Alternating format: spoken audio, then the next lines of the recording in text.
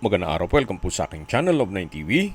Patalasasan po, meron po ba kayong mga properties na napapabayaan or non-performing assets? Plan nyo ibenta, pero wala kayong oras sa pagbenta nito. Kung ito'y pagkakatiwala nyo po sa amin, tawag lang po kayo sa aking numero. Usap po tayo, gawan ko po ng video for free. Yes, libre po, wala po kayong babayaran. Tutulungan pa namin kayong mabenta inyong property. Kami na po bala sa marketing, sa boosting or paid ads. Even sa tripping, hindi na po kayo mapapagod sa pag-entertain ng mga buyers. Kami na po bala sa lahat. Tawag lang po kayo. Nandito po tayo ngayon sa Vermosa. Ito po ay project ng Ayala Land at may buong sukat ng lupa na 752 hectares, more or less. Ito po yung modern suburban community na nag-promote sa healthy at active living. Then master plan po ito na mixed-use development ng residential, commercial at recreational. Accessible po ito sa mga major roads gaya ng Daang Hari, all the way to MCX, SLEX, Skyway, then North Luzon Expressway. Pati po Aguinaldo Highway. At meron pong project ang ating gobyerno na malapit dito, yung LRT6 na dadaan po yan sa Daang Hari.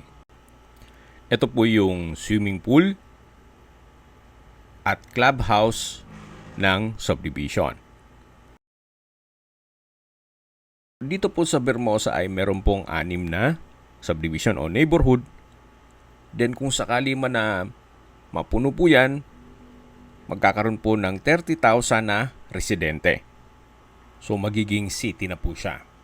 Bali po dito sa loob ng Vermosa ay meron na rin pong mall na kung saan napakalaki po ng area, 45,000 square meters.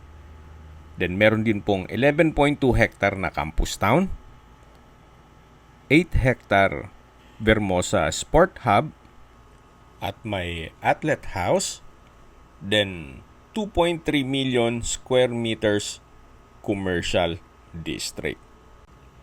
Ganun po kaganda ang project na to.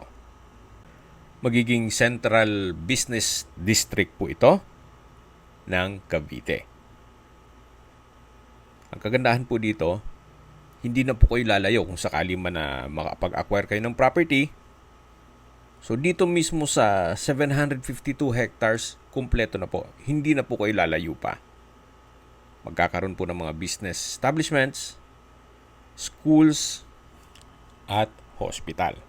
Okay, nandito na po tayo sa lupang binebenta kung saan ito po yung may lot area na 322 square meters.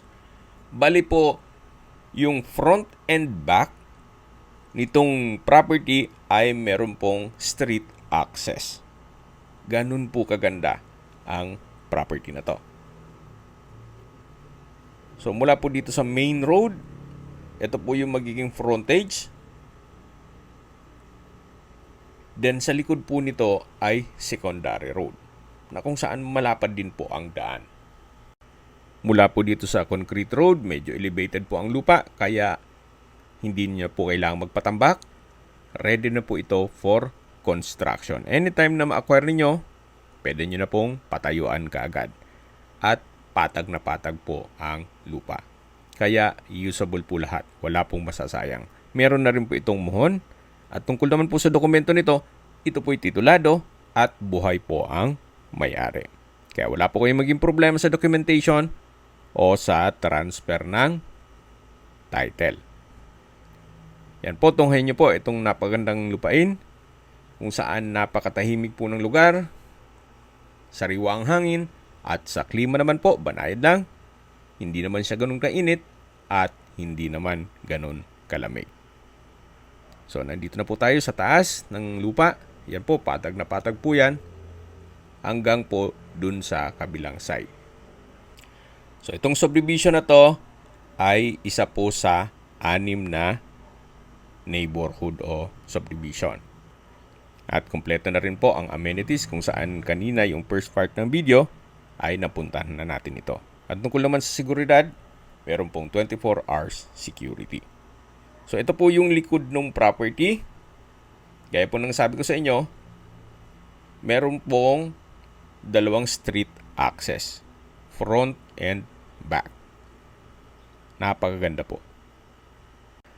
Okay, lipat po tayo dito sa kabilang side para makita nyo yung kabilang frontage naman. So mula po dito sa may poste or katabi ng poste yung muhon hanggang dito naman sa may puno. Hanggang dyan po ang property line. Habang naglilibot po tayo at pinagmamasan nyo po itong lupang binibenta, pag-usapan na natin ang distance, location at travel time. Mula po sa Daang Hari, napakalapit lang po. Ang pag-exit nyo dito sa mismong Vermosa ay nandun na po ang Daang Hari na kung saan may access po ito sa MCX, then SLEX, Skyway, all the way to NLEX at ibang parte ng Metro Manila. Ganun po ka-accessible itong lokasyon ng property. At mula naman po sa airport, ang distance is 29.4 kilometers at ang travel time is 43 minutes. Mula naman po sa BGC, ang distance is 33.3 kilometers at ang travel time is 50 minutes.